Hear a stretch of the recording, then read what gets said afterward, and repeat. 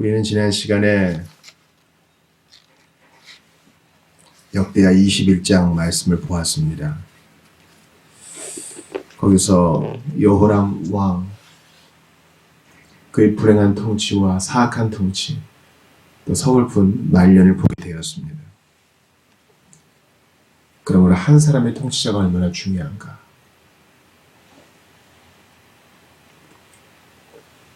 그리고 우리에게 있는 유일한 왕 되신 예수님은 얼마나 복되신가. 또한 우리에게 맡겨진 왕적 사역은 또 얼마나 중차대한가 하는 것을 봅니다. 그의 죽음을 아무도 슬퍼하지 않았습니다. 우리가 여전히 여호람처럼 죽음을 맞이할 텐데 그때 어떤 평가를 받게 될지 두렵고 떨리는 마음으로 오늘을 살아야 될 것입니다. 좋은 평가 받아야겠다. 그 평가를 위해 사는 것이 아니라 매일 하나님 앞에 살아갈 때 조금이나마 귀감이 되는 한 조각이라도 남길 수 있다면 그것이 우리의 기쁨 아니겠습니까? 오늘 역대하 22장은요. 역시 이제 다윗 왕국의 후손들이 어떻게 나라를 통치하는가 하는 것을 봅니다. 고작 1년을 다스린 여호람의 아들 아하시아, 여호아하스라고도 불립니다. 그의 1년간의 통치에 대해서 알리는 것입니다. 참으로 서글픕니다. 하나님을 찾았다느니, 여호사밧처럼 다윗처럼 주님을 의지했다느니 이런 말은 없고요. 악한 일만 골라서 합니다.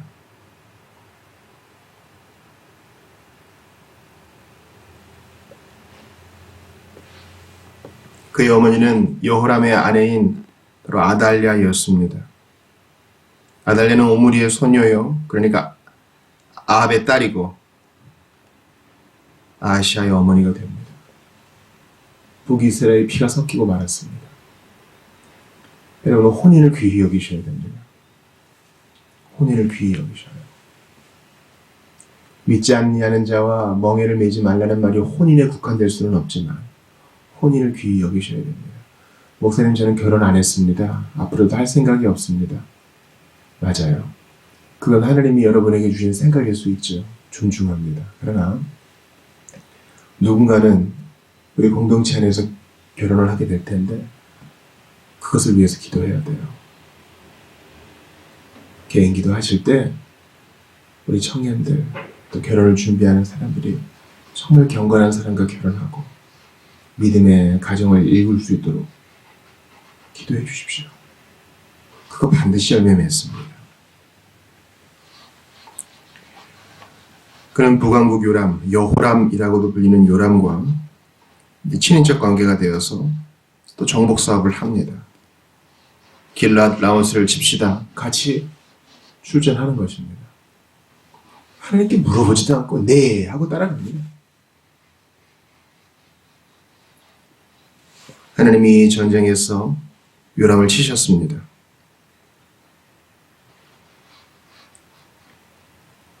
요람 친척 때는 요람을 병원을 하기 위해 찾아간 아하시아도 죽임을 당하고 말았습니다. 누구의 손에? 예후의 손에. 우리가 주의 깊게 볼 구절이 바로 7절입니다. 그런데 아하시아가 요람을 방문한 그 길은 아하시아에게 그만 죽음의 길이 되었다. 그것은 잘 보세요. 하나님께서 그렇게 일을 계획하셨기 때문이었다. 하나님은 이 일을 통해서 즉 요람의 부상과 요람의 병문안을 하러 간 아하시아, 이 모든 것이 자연스럽게 일어나는 일 같지만 이 모든 일을 통해서 당신을 버리는 이들을 심판하십니다. 우연이 없어요. 기억나네요. 우연히 쏜 화살이 아합의 갑옷 솔기에 탁 박혀가지고 주의 심판이 그렇게 이르렀습니다. 우리는 뭐 하늘에서 번개가 떨어지고 빛이 번쩍하고 대단한 일이 벌어지는 것만을 하나님의 심판이라고 생각할 수 있는데요. 절대 그렇지 않아요. 어린아이의 한마디를 통해서도 주님의 징계가 흘러나갈 수 있는 것입니다. 계속 7절을 보죠. 즉 아하시아는 이스라엘에서 요람과 함께 있다가 때마침 요람을 거슬러 반란을 일으킨 님시의 아들 예후와 맞닥뜨리게 되었는데, 사실 예후는 사악한 아합 집안을 모조리 멸망시키기 위해 주께서 뽑아 이미 기름을 부어 세운 사람이었다. 기름 부었다, 이제 그리스도라는 뜻이죠. 그런데 여기서는 메시아라는 뜻이 아니라 하나님이 당신의 뜻, 악한 자를 심판하시기 위해 세운, 그의 신앙과 상관없이 주께서 세운 이다, 이렇게 말하는 겁니다. 페르시아 왕처럼, 바벨론 왕처럼 말이죠. 그러니까 여러분, 정신을 딱 차리고 이 교훈을 마음에 새기세요. 우리가 개차반으로 살면요, 신자가 개차반으로 살면 비신자를 통해서라도, 안 믿는 사회를 통해서라도 우리를 정신 차리게 하세요. 하나님이에요.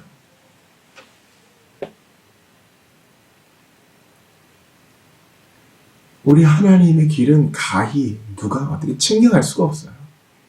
예상도 못해요. 영적 감각이 있는 사람이라면 이런 일들을 통해서 정신을 번쩍 차리겠지만 이미 늦었어요. 그러니 기도해야 됩니다. 주여, 제가 넘어지는 때에도 영적 감각만큼은 잃지 않도록 도와달라고 기도해야 하는 것입니다. 그는 이미 회개할 기회조차 잃어버렸습니다.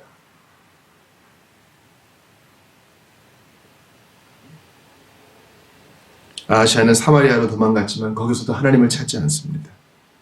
그리고 죽임을 당합니다. 1년 만에 통치가 마무리됩니다.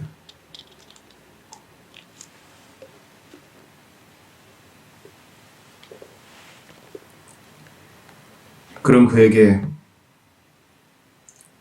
사람들은 여호사밧의 손자다 라면서 존중을 해주었지만 유다 왕국은 커다란 시련 앞에 놓이게 되었습니다. 이제 섭정이 시작된 거죠. 아하시아의 어머니가 남은 다윗의 가문에 속한 사람들을 다 쳐 죽입니다. 여러분, 이게 뭐 글로 표현되어 있지만 생각을 해보세요. 여기저기 숨어있는 사람들, 조금이라도 다윗의 피에 관련되어 있는 사람들을 아달랴의 부하들이 칼을 차고 다니면서 다 처단하는, 직결 심판하는 거 아니겠어요? 울부짖음과 피 흘림과 칼의 소리들.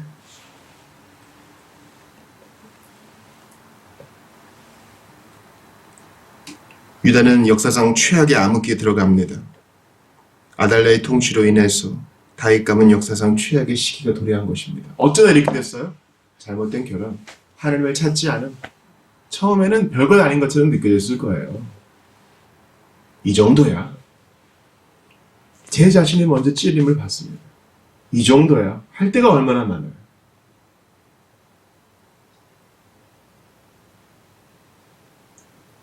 그러나 첫 단추구멍이 중요한 것입니다.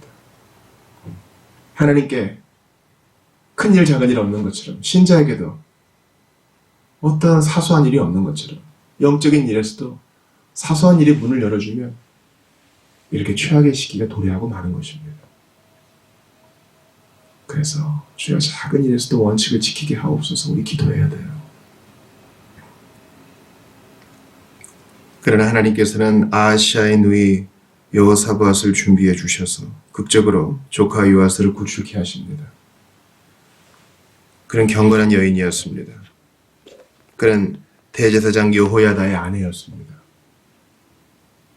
느꼈겠죠. 야, 이러다가 하나님의 언약의 약속이, 그 성취가 막힐 수도 있겠구나. 주님이 이 다윗의 가문을 통해 나를 흥왕케 하신다고 했는데 다윗의 씨가 모두 없어지겠구나. 그래서 목숨을 내걸고 유모와 함께 갓난쟁이 요아스를 숨겨줍니다. 성전에 숨겨주죠. 우리가 여기서 참 배울 수 있는 교훈이 있어요. 여러분, 여호람 또 아하시아 두 대의 왕에 걸쳐서 하나님을 찾지 않고 영적으로 깜깜한 시대예요. 한 왕이 좀 악했으면 다른 왕은 좀 선해야 되는데 두 왕에 걸쳐서 엉망인 거예요. 그러나 그 어두운 때에도 참으로 미미하면서도 강렬하게 악이 창궐하는 바로 그 시절에 여전히 하나님께 충성하고 하나님의 약속을 신뢰하는 누군가가 살아남아 있다. 바로 여호사밧과 같은 이 여걸, 용기 있는 여인, 그의 남편, 목숨을 내어걸고 하나님 약속을 붙든 사람들이 있다는 겁니다. 그래서 다음 장에서 보겠지만 이제 놀라운 요아스 왕으로 이제 세워지는 일들이 벌어지죠. 아달랴는 심판받습니다. 하나님은 하나님의 일을 반드시 이루실 거예요. 근데 누구를 통해 하셔요? 경건한 사람, 용기 있는 사람. 오늘 보니까 여호아스와 같은, 여호사밧과 같은 이 여인을 통해서 하나님의 약속이 성취된다는 사실입니다. 우리 요거 하나를 좀 붙들죠. 이 한 사람 없었으면 어떡할 뻔했어요. 주님은 다른 방법을 쓰셨겠지만 여기서 밝게 빛나는 것은 북이스라엘의 왕도 아니고 남유다의 왕도 아니고 예후도 아니에요. 바로 여호사밧, 경건한 여인이 주님의 빛을 반사하는 유일한 빛입니다.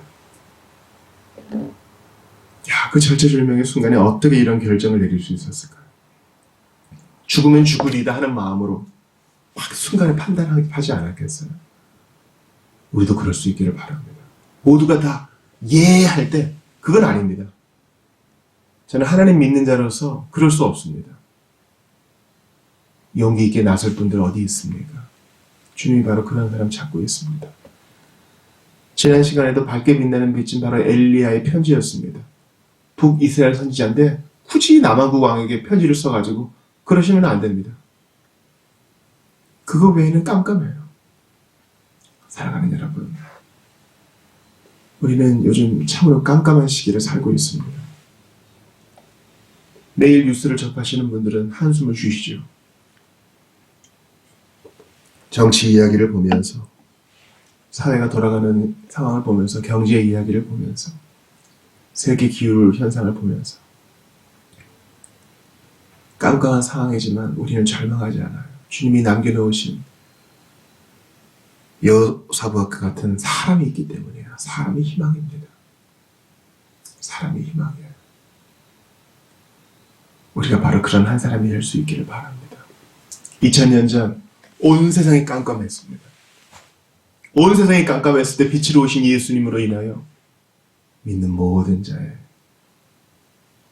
빛이 비추었습니다. 참빛! 그 빛이 오셔서, 그 하나의 빛이 오셔서 모든 세상을 밝게 하셨어요. 어둠을 무력히 하셨습니다. 오늘 본문에 여호사밧은 참으로 작은 빛 같아요. 걸리지 않을까? 6년 동안 한 번은 걸리겠지. 탄로나지 않을까? 그 어린아기 죽임당할 수 있겠지. 유모도 같이 죽겠지. 동조했던 여호사밧과 그녀의 남편 여호야다도 죽을 수 있겠지. 아니요. 주님은 이 작은 빛을 꺼뜨리지 않으시고 꺼져가는 심지도 꺼뜨리지 않으시고 당신의 일을 이루십니다. 기억하세요. 하나님의 일은요, 주님의 뜻은요, 왕들, 권력 있는 자들, 목소리 높이는 자들, 힘께나 쓰는 자들이 아니라 이렇게 작은 사람처럼 여기지만 용기 있게 주님을 위해 결단하는 자를 통해 이루어집니다. 내가 바로 그 사람 되기를 원합니다. 오늘 하루 살아갈 동안에 너무 인기가 돈에 연연해하지 말고요. 주님을 위해 작은 일에 충성해 보는 건 어떻겠습니까? 주님이 우리를 21세기 오늘을 사는 여호사밧과 같이 우리를 사용하셔서 당신의 일들을 이루시기를 바랍니다.